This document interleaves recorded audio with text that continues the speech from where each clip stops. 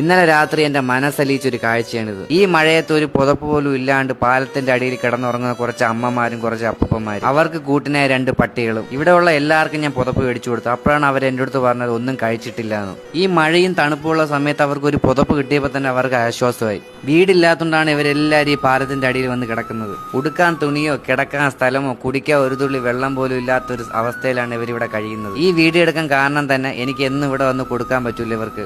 ഈ വീഡിയോ കാണുന്ന ആരെങ്കിലും ഉണ്ടെങ്കിൽ ഇതുവഴി പോകുമ്പോൾ അവർക്ക് എന്തെങ്കിലും കഴിക്കാൻ വാങ്ങിച്ചു കൊടുക്കണേ. തിരുവനന്തപുരം തകരപ്പറമ്പ് പാലത്തിന്റെ അടിയിൽ മാത്രമല്ല പല കടത്തിണ്ണകളിൽ ഇവരെ പോലത്തെ ഒരുപാട് ആൾക്കാരുണ്ട്. പിന്നെ അവരൊന്നും കഴിച്ചിട്ടില്ല എന്ന് പറഞ്ഞാൽ രാത്രി 12 മണിക്കാണ്. ഞാൻ പിന്നെ അവിടെ പോയി തട്ടുകടയിൽ പോയി അവർക്ക് ദോശ എല്ലാം വാങ്ങിച്ചു കൊടുത്തു.